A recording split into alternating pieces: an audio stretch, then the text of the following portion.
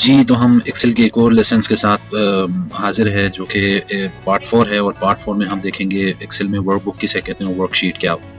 सो आगे जाने से पहले मेरी आप लोगों से रिक्वेस्ट है, मेरे चैनल को सब्सक्राइब करें, लाइक करें, शेयर करें, बेल आइकन दबाएं ताकि मैं एक्सेल के रिलेटेड जो भी वीडियो अपलोड करूँ तो आप लोगों को उसका नोटिफिकेशन मिल जाए। सो हम आए एक्सेल के ऊपर हम आके देखते हैं बेसिकली एक्सेल में वर्कबुक क्या है और वर्कशीट क्या है। बेसिकली कोई भी हम एक्सेल ओपन कर लेते हैं, जैसे मैंने ये एक्सेल ओपन किया हुआ है तो बाय डिफॉल्ट यहाँ पे आप लिखेंगे बुक 1।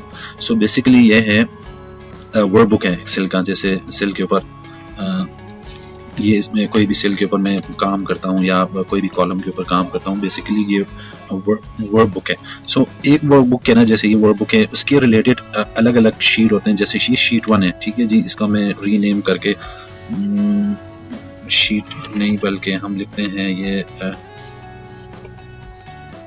इसमें लिखते हैं, इस शीट का नाम लिखते हैं ये फर्स्ट शीट है, ठीक है, कोई भी नाम हम दे सकते हैं। सो ये वर्कबुक में ये हमने इसका नाम चेंज कर दिया, इसको राइट क्लिक करके रीनेम करके इसका नाम फर्स्ट शीट रख दिया। देन इस वर्कबुक के अलग अलग इसके रिलेटेड शीट है। जैसे ये प्लस का निशान है, न्यू शीट लिखा हुआ है, ये शीट 2 है, ये शीट 3 है, ये शीट 4 है, ये शीट 5 है।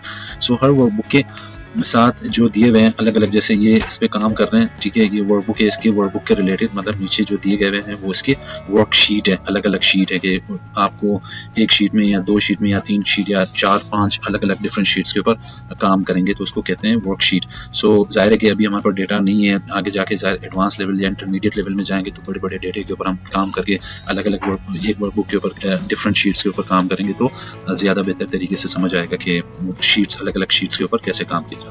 सो एक वर्कबुक है, जैसे ये इसका जैसे आप यहाँ पे देखेंगे ना, इसका मैंने कॉलम बी है और रो सेल है, रो 4 है, इसका सेल B4 है, ये सेल नंबर यहाँ पे देखेंगे, यहाँ पे आ रहा है, ये जो बॉक्स दिया हुआ है इसका रेफरेंस आ रहा है कि B4 का ये सेल है, ठीक है जी। ये ओवरऑल ये देखें बी कॉलम है, रो 4 है, देन ये सेल क्या है, B4 है, B4 सेल यहाँ पे आएंगे तो ये सेल C4 है, ये नीचे आएंगे तो ये सेल E10 है।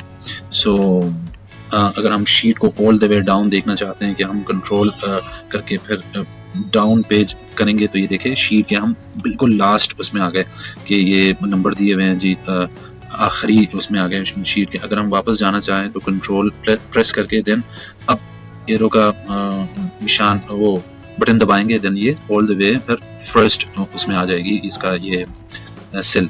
सो अगर हम शीट के हॉरिजॉन्टली अगर हम देखना चाहें कि ऑल द वे इसके एंड में अगर हम देखना चाहते हैं तो इसी तरह हम कंट्रोल दबाएंगे, राइट एरो का निशान दबाएंगे तो ये ऑल द वे एंड पे आ गए। अगर वापस आना चाहें तो लेफ्ट वाला दबाएंगे, कंट्रोल दबा के देन ये देखिए वापस आ गया। तो हम श्योर के वर्कबुक और वर्कशीट के ऊपर इसको अगर हम सेल, ये देखिए आगे पीछे सेल मूव हो रहा है, ये अगर मैं लेफ्ट एरो का बटन दबाऊं तो ये, बल्कि राइट एरो का दबाऊं तो राइट पे आएगी और लेफ्ट का दबाऊं तो लेफ्ट आएगी। अब ऊपर अप अगर मैं इसको प्रेस करूं तो अप ये जाएगी, देन अगर मैं लेफ्ट क्या डाउन अगर इसको मैं प्रेस करूं तो ये डाउन आ जाएगी। तो ये आई एम श्योर कि वर्कबुक और वर्कशीट आप लोगों को समझ आया होगा। ये पार्ट को यहाँ तक क्लोज कर लेते हैं एंड हम मिलते हैं नेक्स्ट वीडियो में। तो टिल देन टेक केयर, अल्लाह हाफिज़, गुड बाय।